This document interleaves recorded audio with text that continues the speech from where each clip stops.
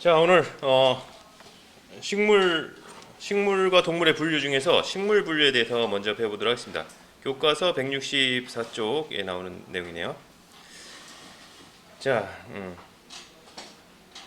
자 우리 여러분들 집 근처, 학교 근처, 이 학교에 우리는 학교 산에 있는데 산에 올라가면 많은 식물과 동물을 만날 수 있대요.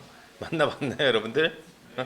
근데 이게 관심 있게 봐야지, 관심 없게 보면은 이게 아무리 많아도 이게 눈에 들어오는 게 없죠, 사실. 그렇죠? 저도 사실 생명과학 교사가 좀 안 좋은 게, 사람들이 지나가면서 이제 나무 이름 이런 거 물어봐요. 내가 모르거든. 그러면 이제 저는 항상 하는 얘기가, 저는 미생물 전공입니다. 뭐 이렇게. 사실 미생물이라고 안 하. 어쨌든 식물이 뭔지 이렇게 얘기하는 걸 피하려고 하는데, 자, 어쨌든 알지 못하면 이제 잘 알아야 이제 잘 보이는 건데, 한번 저도 이제 사실은 뭐 개개 식물의 이름을 다 알지 못하지만 일단 그 커다란 원리는 좀 알거든요. 그래, 커다란 원리 알고, 또 요새는 또 좋은 게, 여러분 그 어플 뭐 이렇게 다음 꽃 검색으로 이렇게 검색을 하면은 꽃을 딱 찍으면은 꽃 이름이 쫙 나오잖아요, 그렇죠?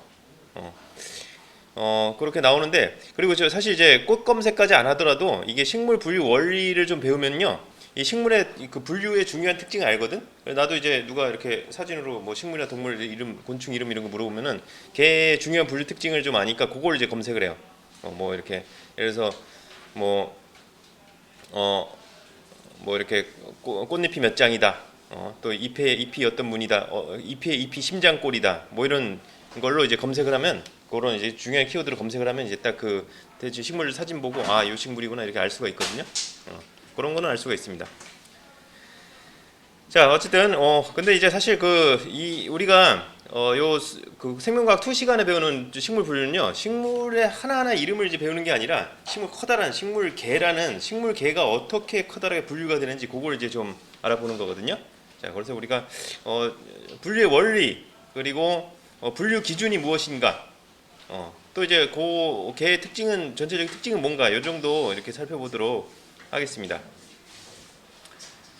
자, 식물 분류, 이렇게 대충 이렇게 얘가 어느 문에 속하냐, 어느 개에 속하냐, 이 정도 이렇게 알 수가 있는 거죠. 자, 우리가 이제 흔히 보는 게 이제 소나무, 고사리, 이끼, 이런 것들은 다 볼 줄 알죠. 소나무가 뭔지는 알죠, 그렇죠?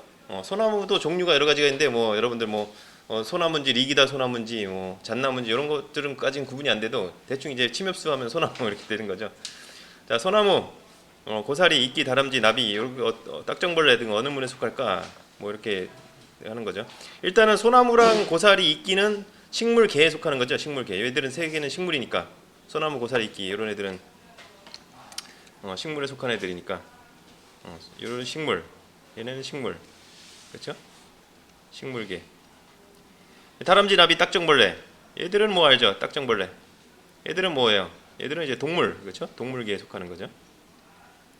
자, 그런데 이제 얘들이 개 밑에 여러분들 저번에 배웠듯이 분류군 분류 단계는 종이 가장 기본 단위고, 종속, 과목, 강문, 개인데, 자, 우리가 이제 개 정도는 이제 쉽게 알 수가 있어요. 동물인지, 왜냐면 개는 동물인지 식물인지 뭐 이 정도만, 동물인지 식물인지 세균인지 곰팡인지 곰팡이 버섯 균인지 이 정도만 알면 되니까요, 그렇죠?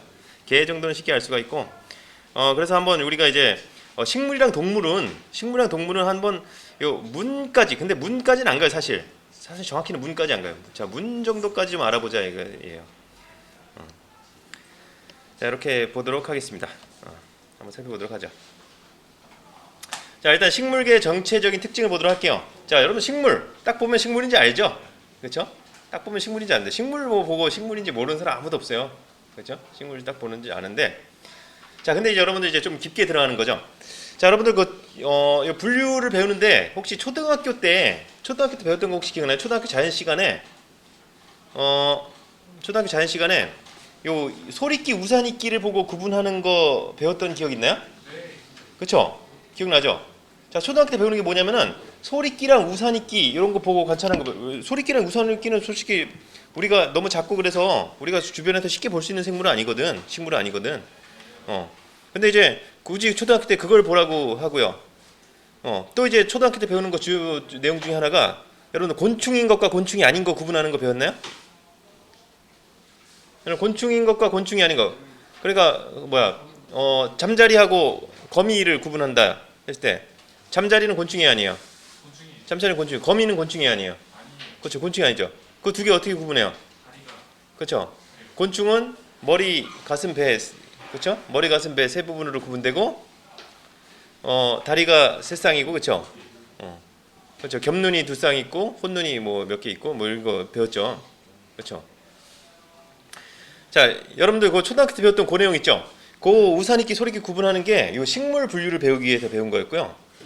그 초등학교 때 곤충인 것과 곤충이 아닌 걸 구분하는 게 동물 분류를 배우기 위해서 배운 거였어요. 사실 이제 그게 초등학교 때 배웠던 게 이제 고3 때 이제 중요한 겁니다. 별로 중요한가요, 근데? 자, 어째 식물 보면 딱 아는데, 자, 식물의 특징을 이제 딱 정리해 보면은 다세포 진핵 생물이요. 전부 다세포 생물입니다. 식물에는 단세포 생물이 하나도 없습니다. 식물계에는 단세포 생물이 하나도 없습니다. 전부 다세포 진핵 생물이고요. 그리고 특징이 이제 동물하고 구분되는 동물이나 균이랑 구분되는 특징이 엽록체가 있어서 광합성을 합니다. 그리고 세포벽 성분 중요하다 그랬죠? 세균 같은 경우는 펩티도글리칸, 그리고 식물 같은 경우는 셀룰로스 성분의 세포벽이 있습니다. 셀룰로스 다당류의 대표적인 거죠. 우리가 식이섬유라고 하는 셀룰로스 성분의 세포벽이 있습니다. 자, 이렇게 하면은 우리가 이 동물하고 식물하고 정도는 구분이 되는데, 자, 근데 문제가 좀 있어요. 문제가 있는데, 여러분 혹시 식물 조상이 뭔지 알고 있나요? 혹시 식물의 조상이 있다는 거 알고 있나요? 식물이 진화적으로 조상인 애가. 자, 식물의 진화적으로 조상인 애가 있는데, 걔가 누구냐면은 우리가 조류라고 하는 애가 있어요. 조류. 조류라고요? 새들 아니야, 새? 새가 식물 조상이라고? 말도 안 돼. 자, 새가 여기서 말하는 조류는 새가 아니라요. 이거 바닷속에 사는 해조류를 말하는 거예요. 해조류. 그 미역 다시마 이런 애들. 미역 다시마는 이제 갈조류라서 뭐 좀 유행강에 멀고 좀 파래, 녹조류 같은 애들. 파래. 뭐 여러분들 그 클로렐라 뭐 이런 거. 야, 조류가 이제 조상이에요. 자, 물속에 사는 조류가 조상인데, 자, 조류, 여러분들은 미역 다시마 이런 거 보면서 여러분들 식물이라고 생각하지 않았어요, 혹시? 그렇죠? 해조류는 당연히 식물이지 이렇게 생각했죠.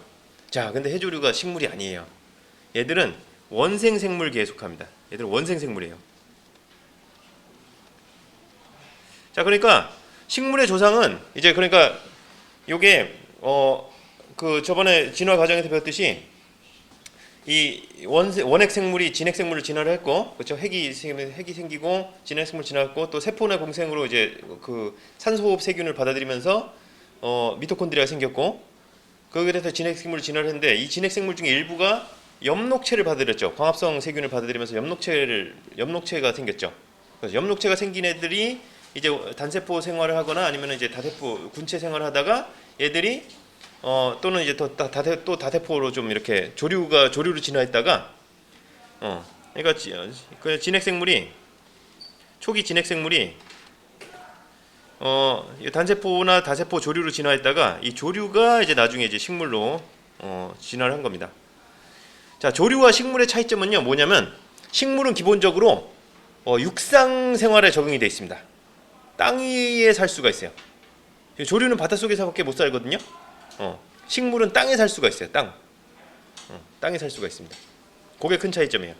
그래서 조류와 식물의 차이점은, 그러니까 여기 보시면은 다세포 진핵생물로 엽록체가 광합성을 한다. 이게 조류에도 해당이 돼요. 조류, 특히 뭐 파래 같은 애들, 여러분 파래김이라고 아시나요?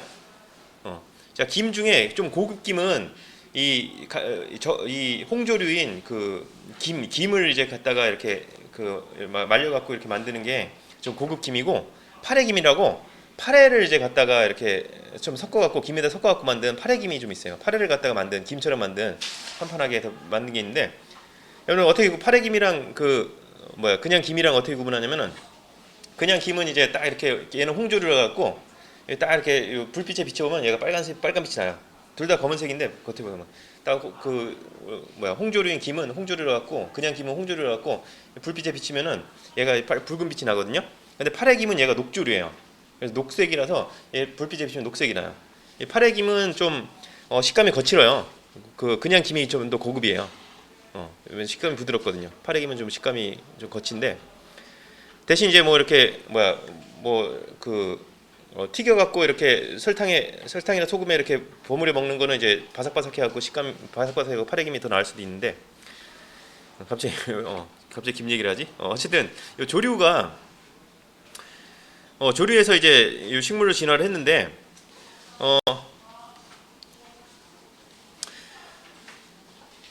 이 조류가 요 특징을 다 가지고 있다는 거죠. 다세포 진핵생물이고 물론 이제 조류 중에는 단세포 조류가 있습니다. 다세포 진핵생물이고 엽록체가 있어 광합성하고 셀룰로스 성분의 세포벽이 있다. 요게 조류도 공통적인 특징이거든요. 그래서 조류가 식물로 진화했다. 근데 왜 조류는 원생생물이고 식물은 식물이냐? 식물은 식물계냐? 여기서 이제 좀 차이점이 있다는 거죠. 요거 좀 어려운 내용이 있다는 거죠. 여기 이제 기준이 있습니다. 조류와 식물을 구분하는 기준이 있습니다.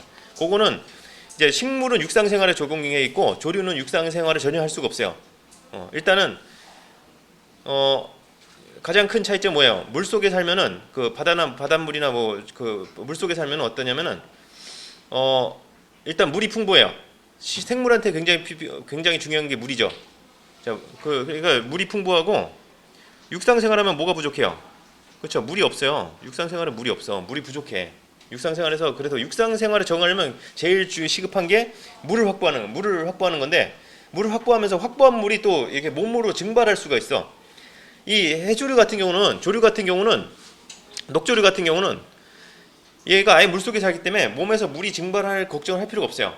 얘를 조류를 딱 꺼내놓으면 얘가 일단은 조류를 꺼내놓으면 이제 중력에 버틸 수가 없기 때문에 아무래도 물속에 사는 중력이 좀 적게 작용하잖아요. 부력 때문에. 그렇죠? 그래서 이렇게 축 늘어지고 식물이랑 달리 조류는 물 밖에 꺼내면 축 늘어지고 또 가만 놔두면요 금방 말라버려요. 이게 수분이 증발하고 금방 말라서 이 수분 확보를 못해요. 수분이 증발해 버리는데 자 식물은 그래서 수분을 증발을 막기 위해서 겉에 큐티클층을 가지고 있습니다.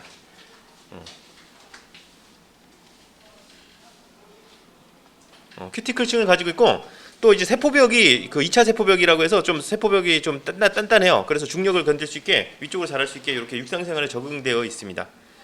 큐티클이라고 해서 이제 겉을 이제 표면을 이제 딱 코팅을 해놔갖고 이 수분이 함부로 증발을 못해요. 왜냐면 몸에서 수분이 증발해 버리면은 수분을 잃어버리니까 육상에서는 그게 굉장히 중요하죠. 수분을 몸속에 갖고 있는 게. 그래서 이런 이제 조류와 식물의 차이점이 있고 결국엔 이제 물속에 살던 조류가 원생물에 속했던 조류가 이 육상으로 올라오면서 식물로 진화했다. 식물은 기본적으로 전부 육상식물입니다. 육상이란 말을 안 해도 식물이다 그러면 육상식물입니다. 저 물속에 사는 식물 아는데요? 연꽃 이런 거 물속에 사는데요? 그쵸? 그런 애들은 육상으로 올라왔던 식물이 다시 물로 들어간 거예요. 그래서 얘들이 기본적으로 육상에 적응한 걸 적응한 형질을 가지고 있어. 연꽃이나 물풀 이런 것들, 수생식물 이런 것들은. 그래서 식물은 기본적으로 육상식물이고 육상에 적응된 그런 몸의 특징들을 많이 가지고 있습니다. 자, 그럼 이제 우리가 본격적으로 식물을 분류를 해볼 건데요. 자, 식물을 분류하는데 분류하려면 분류 기준이 있어야 됩니다. 분류 기준이 있어야 됩니다. 분류 기준을 가지고 기준하는데 자, 여러분들 우리가 분류를 하는 목적을 처음에 얘기했는데 분류하는 목적이 뭐예요? 진화의 계통을 세우기 위해서라고 계속 말씀을 드렸는데 기억이 나나요? 자, 진화의 계통, 즉 족보를 만드는 거예요. 이걸 어떤 방식으로 진화하는지 진화의 족보를 만드는 건데 거기에 맞는 이제 분류 기준을 세워야 됩니다. 그러니까 우리가 기준을 세우는데 족보랑 관련 없는 기준을 세울 수도 있어요. 예를 들어서 여러분 족보를 만드는데 족보에서 제일 중요한 게 뭐예요? 누구 아들이냐 누구 딸이냐 이게 제일 중요한 거잖아요. 그렇죠? 근데 그게 아니라 얘는 잘생겼으니까 우리 집안으로 하자. 이렇게 할 수는 없는 거잖아요. 그렇죠? 쟤는 잘생겼으니까 우리 집안으로 하고 쟤는 못생겼으니 얘는 우리 아들이지만 못생겼으니까 너는 우리 족보에서 빼고 우리 아들 아니지만은 우리 집안 사람 아니지만 우리 집하고 혈연적인 연관 없지만은 잘생겼으니까 우리 집안으로 오자. 그래서 잘생긴 거 못생긴 거 이걸 이제 족보 기준으로 삼을 수는 없잖아. 그렇죠? 분류도 마찬가지예요. 예를 들어서 옛날에는 식물을 분류할 때 옛날에 아리스토텔레스라고 하는 그리스 고대 철학자가 식물을 어떻게 분류했냐면은 풀하고 관목, 키가 작은 나무하고 키가 큰 나무, 교목 그러니까 기본적으로 풀하고 나무로 구분했거든요. 식물을. 자, 근데 지금은 요걸 쓰긴 쓰는데 요걸 전혀 안 쓰는 건 아닌데 요걸 쓰긴 쓰는데 기본적으로 큰 분류 단위에서는 이게 크게 중요하지 않아요. 예를 들어서 이 소나무하고 벚나무하고 있으면은 둘 다 나무잖아. 그렇죠? 그래서 얘를 같은 분류군을 묶을 수 있냐? 전혀 다른 분류군을 묶습니다.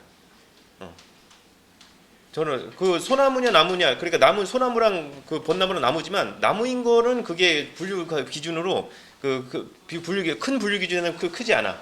이게 작은 분류 기준 들어가면 나무냐 풀이냐 이것도 중요한데 이게 큰 분류 막 여기 개 밑에 문 정도에서는 이게 나무냐 풀이냐 이건 중요하지 않아요. 그 나무일 수도 있고 풀일 수도 있어요. 나무랑 풀이랑 같은 과에 속한 애들이 있어요. 예를 들어서 장미과인데 벚나무랑 딸기는 풀인 거 알죠, 여러분들? 딸기 나무 아닌 거 알죠? 워낙 우리가 식물에 대해 잘 몰라서 딸기랑 벚나무가 같은 장미과예요. 근데 그 되게 키 작은 풀인 딸기하고 딸기는 막 바닥 기어다니는 되게 키가 작은 풀이잖아요. 그렇죠? 그리고 그 벚나무는 엄청 큰 나무인데 딸기랑 벚나무랑 풀인 딸기랑 나무인 벚나무가 같은 장미과고 소나무는 아예 상관이 없어요. 소나무는 벚나무랑 같은 나무인데도 아예 상관이 없어요.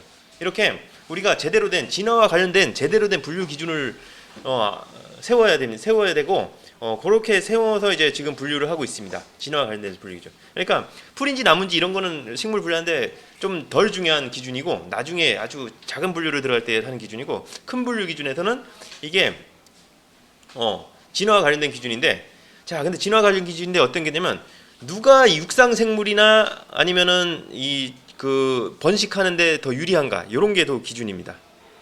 자, 그래서 분류 기준에 들어가는 게 식물의 분류 기준은 뭐로 쓰이냐? 식물 안에서 분류하는 거예요. 식물을 분류하는 데는 물관이나 채관 같은 관다발이 있느냐 없느냐. 관다발이 있느냐 없느냐. 요게 이제 하나가 되겠고요. 또 이제 관다발 식물과 비관다발 식물로 분류하는 거죠. 관다발이 있느냐 없느냐. 자, 또 이제 번식을 하는데 종자로 번식하느냐 포자로 번식하느냐. 이게 또 굉장히 분류 기준입니다. 여러분들 우리가 보는 대부분의 식물은 종자 식물이거든요. 종자 식물인데 종자 식물은 씨앗을 말하는 거죠. 자, 그런데 식물 중에서 포자로 번식하는 애들이 종종 있어요.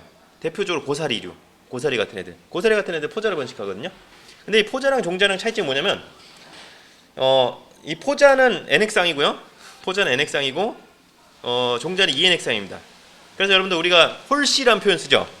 홀씨라는 게 염색체가 NX상이냐 ENX상이냐 요 차이예요. 여러분들 그래서 가끔 이제 시적인 표현으로 잘못된 표현이 민들레 홀씨 이런 표현입니다. 민들레는 종자라서 ENX상을 가지고 있습니다. 민들레 홀씨는 절대 잘못된 표현이므로 쓰서는 안 되는 건 아니고 시적 표현으로는 다 허용되는 거죠. 그렇죠? 과학적으로 딱 맞을 필요 없죠. 자, 어쨌든 그런 차이가 있어요. NX상이냐 ENX상이냐 요 차이가 있고 또 이제 큰 차이가 종자는요. 얘가 영양분을 가지고 있어. 자기 몸속에 씨앗에 영양분을 가지고 있어. 그래서 씨앗이 이제 되게 큰 것도 작은 것도 있지만 큰 것도 있죠. 씨앗이 막 큰 거죠. 콩 같은 거 씨앗 크죠. 종자에는 배저지라고 하는 배젖은 이게 속시식물에만 있긴 한데 어쨌든 배젖이나 아니면 뭐 다른 형태로 영양분을 가지고 있어요. 종자는 영양분을 가지고 있고 포자는 영양분이 없어요. 영양분을 가지고 있잖아요. 그래서 얘들이 포자랑 종자랑 발화하는데 포자는 주변에 환경이 좋은 데서만 자기가 영양분을 어떻게 섭취할 수 있는 환경이 좋은 데서만 발화할 수가 있어요. 근데 종자는 얘가 싹을 틔워서 강합성을 할 때까지 자기가 가진 영양분을 가지고 주변에 영양분이 없어도 자기가 이미 영양분을 가지고 있기 때문에 종자 영양분이 있기 때문에 자기가 가진 영양분을 가지고 일단 싹을 틔울 수가 있어요. 일단 싹만 틔우면 어때요? 싹만 틔우면 이파리가 나면은 그걸 광합성해서 자기가 먹고 살면 되잖아, 식물은. 그렇죠? 그래서 이 종자가 포자보다 이게 번식할 확률이 포자는 이제 좋은 게 뭐 영양분이 별로 안 들어가 있으니까 이제 이 식물이 많이 생산할 수가 있죠. 비용이 얼마 안 들죠. 그래서 일단 많이 뿌려놓고 이렇게 보는 건데 종자는 이게 영양분을 가지고 있으니까 비용이 좀 들지만은 종자가 싹 틔우는데 굉장히 유리합니다. 자기가 이미 영양분을 가지고 있기 때문에 환경이 안 좋은 곳에서도 싹을 틔울 수가 있어요. 포자는 막 환경이 다 맞아야만 싹을 틔울 수가 있죠. 그래서 지금 우리가 알고 있는 식물들의 대부분 90% 이상이 다 종자식물입니다. 그래서 종자식물과 포자식물 이렇게 분류할 수가 있습니다. 자, 그리고 종자식물 중에서도요, 이 종자가 수정이 되기 전에 미씨라는 게 있거든요.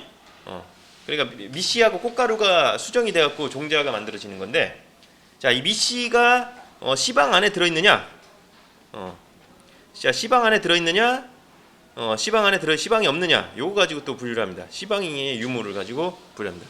씨방 하니까 여러분들 뭐 이렇게 선생님이 갑자기 욕을 하지 않느냐 이렇게 생각하는데, 이죠? 아, 이거 듣는 사람도 없네. 이거 참 쑥스럽네. 농담까지 하고. 자, 요런 게, 요 정도, 관다발이 있느냐 없느냐, 종자냐 포자냐, 씨방이 있느냐 없느냐, 요게 이제 진화적으로 굉장히 중요한 사항입니다. 일단 관다발, 이게 또 왜 중요한가? 관다발이 중요한 이유는, 자, 원래 이제 다시 해조류 들어가면, 해조류 같은 경우는 해조류가 이렇게 있어요. 해조류 같은 경우는 물이 주변에 널린 게 물이기 때문에 물을 온몸으로 흡수해요. 물을 온몸으로 흡수를 할 수가 있어요. 그러니까 물을 온몸으로 흡수해서 아무 데서나 물을 온몸으로 이제 물을 흡수합니다. 얘가. 자, 근데 식물 같은 경우는 보죠. 식물 같은 경우는 육상식물 같은 경우는 어때요? 육상식물 같은 경우는 땅에만 물이 있어요. 물이 땅에만 있어. 물이 땅에만 있기 때문에 온몸을 그 위에 공기 중에는 물이 없어. 그렇죠? 물이 없죠. 자, 대신 어때요? 대신 이제 햇빛이 위로 올라갈수록 햇빛을 받는데 유리하죠. 여러 식물들이 있을 때 키가 크면 클수록 햇빛을 받는데 유리하죠. 그렇죠? 햇빛을 받는. 그래서 키가 크면은 햇빛을 받는데 유리하기 때문에 키가 크고 싶어 합니다. 근데 문제는 뭐냐? 물이 땅에만 있어요. 자, 물이 땅에만 있는데, 그러면 저기 나무 같은 경우 막 10m 이상 자라는 나무들인데, 그런 나무들은 물을 어떻게 얻어요? 꼭대기에서 물을 어떻게 얻어요? 어떻게 하는지 여러분 다 알고 있죠?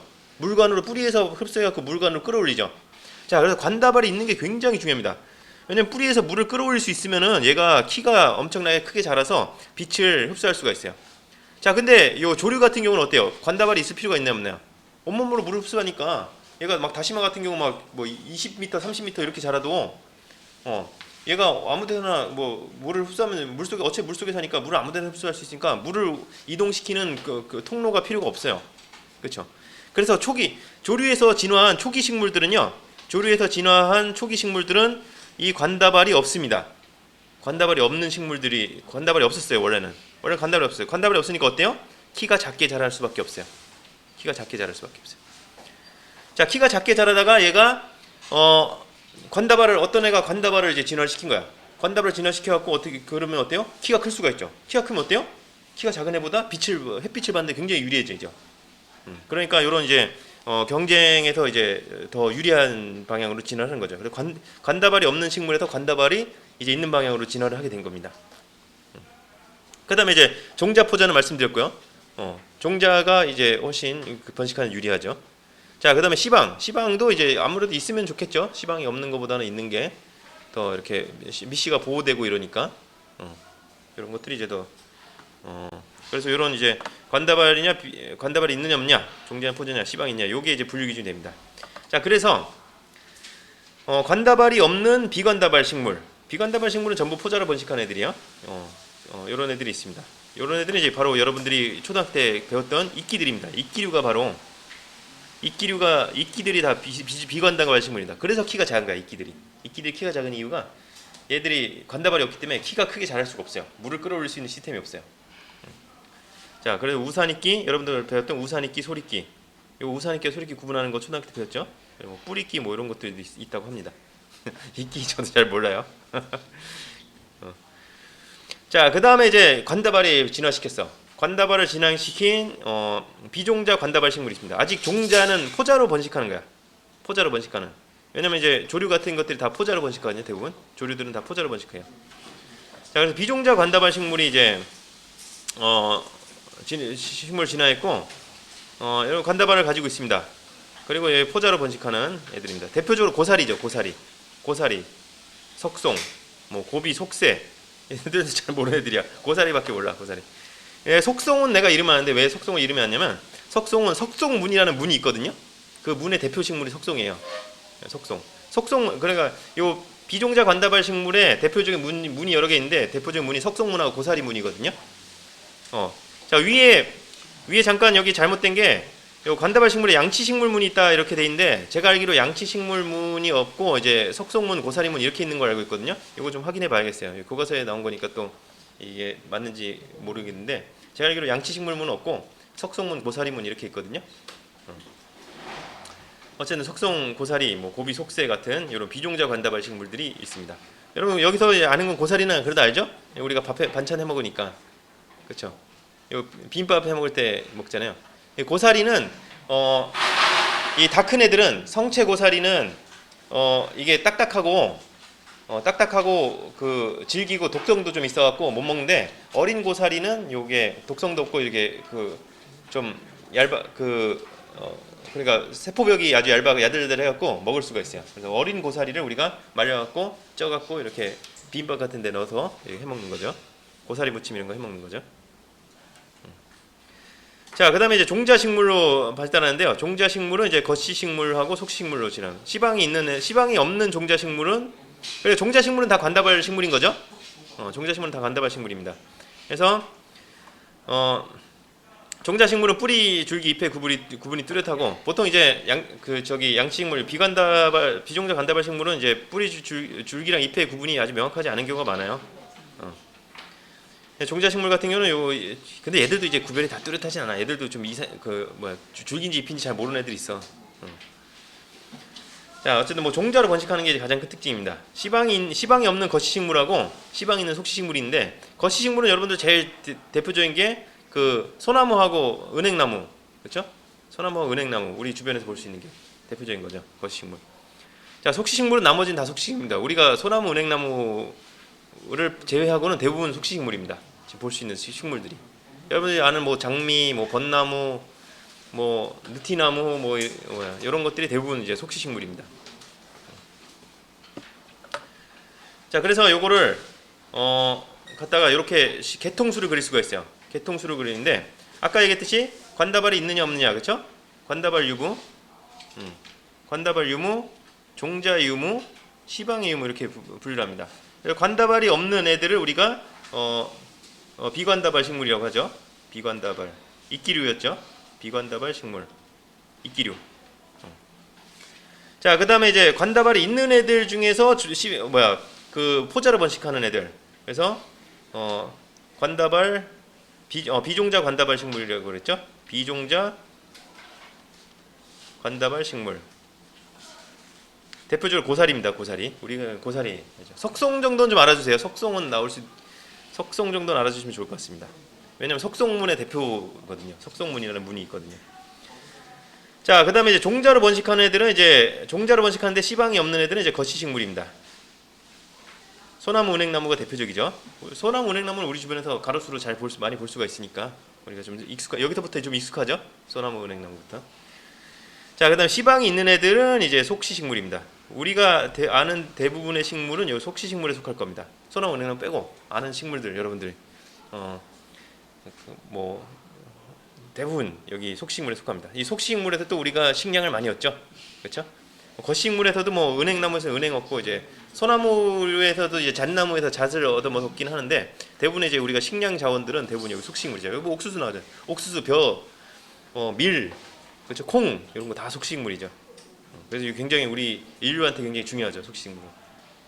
이렇게 우리가 개통수를 이렇게 그릴 수가 있습니다. 비관다발 식물, 비종자 관다발 식물, 거시식물, 속시식물 이렇게 우리가 구분할 수 있고 요게 이제 쭉 보면은 이게 육상생활에 관다발 있냐 없냐는 육상생활로 적응하는데 굉장히 키가 크냐 햇빛을 얼마나 확보하느냐 이게 굉장히 중요한 역할이잖아요. 그렇죠? 그 다음에 종자냐 포자냐 이것도 또 굉장히 번식하는데 굉장히 중요한 구분이잖아요. 그렇죠? 또 이 속식물이 거식물보다 속식물의 종류가 더 많은 게 아무래도 이게 더 다양하게 진화를 할 수 있었던 게 아무래도 좀 뭔가 유리한 부분이 있었겠죠. 소나무 같은 경우 보면은 이제 거식물이라서 시방이 있냐 없냐 특징보다도 소나무 솔방울이 제대로 열리는데 한 3년 걸려요. 소나무 솔방울 열리는 3년 걸려요. 3년. 그렇죠. 근데 이 속식물 같은 경우 1년 안에 다 이렇게 그 씨앗을 다 맺잖아요. 그렇죠? 그러니까 아무래도 속식물 같은 게 번식하는데 유리하겠죠, 더. 자, 이렇게 식물 분류를 해봤고요. 자, 한번 여기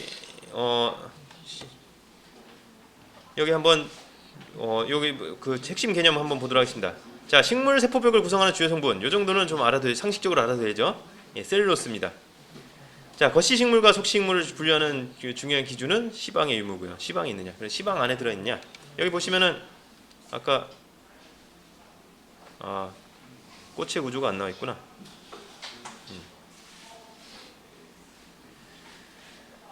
자, 선태식물. 선태식물은 이끼류를 말하는 거예요. 비관다발 식물 말하는 거예요. 이 선자가 이끼 선자고 태자가 이끼세 태자예요. 그래, 이끼를 말합니다. 이끼류를 말합니다. 이끼류. 자, 이끼류. 비관다발 식물은 양치식물은 요 비종자 관다발 식물이죠. 왜 자꾸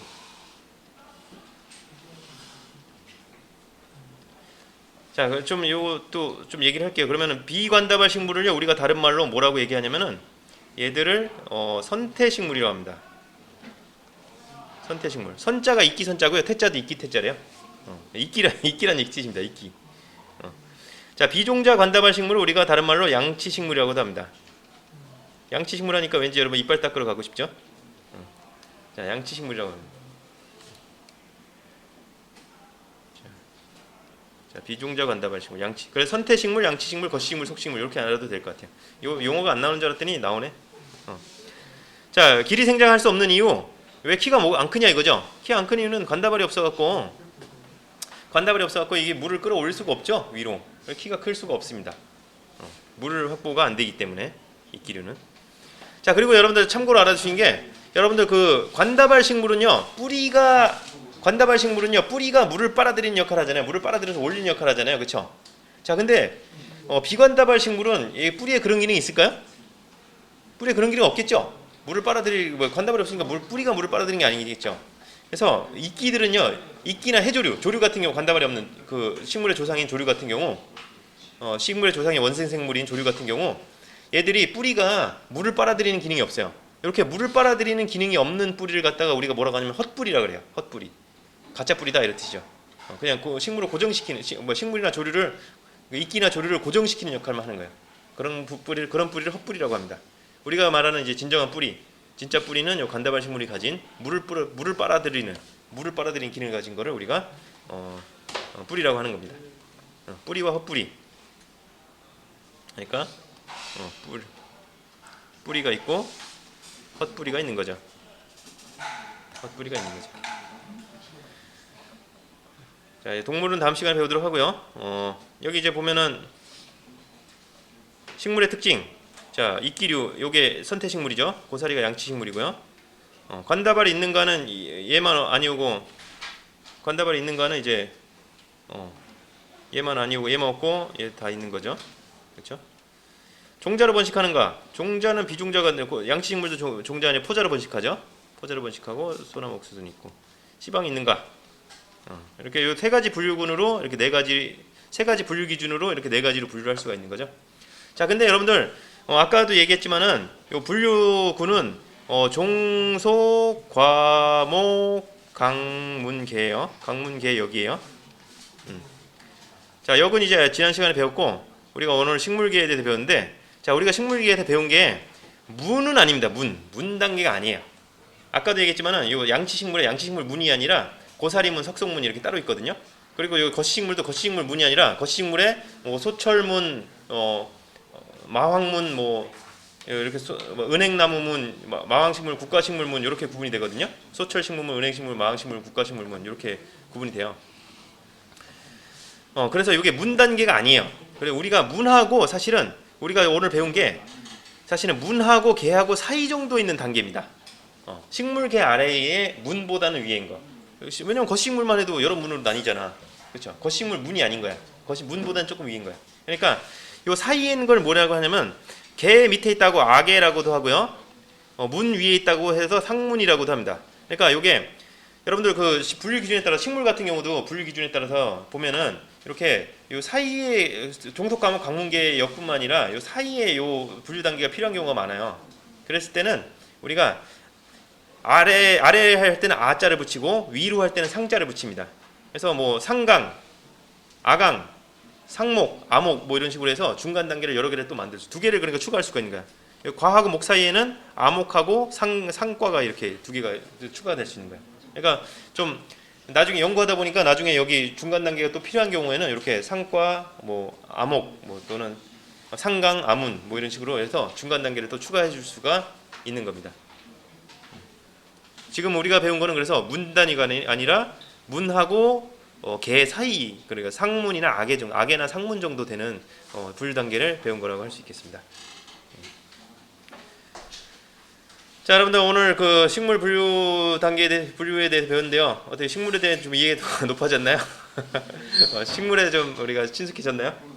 자, 우리 앞으로 뭐 내가 이름을 불러주었더니 뭐 이렇게 뭐 꽃이 되었다 뭐 이런 시가 있잖아요. 자, 우리 한번 식물에 대해서도 좀 관심을 가지고 또 우리는 식물 없이는 살 수가 없잖아요. 식물이 생태계에서 차지하는 위치가 생산자라서 이 식물이 생산하는 이 그 유기물이 없으면은 어떤 생태계가 존재할 수가 없잖아요. 굉장히 생태계에서 굉장히 중요한 역할을 맡고 있습니다. 우리가 식물에 대해서 좀 애정을 가지고 식물에도 좀 관심을 가졌으면 좋겠습니다. 자, 오늘 마치도록 하겠습니다.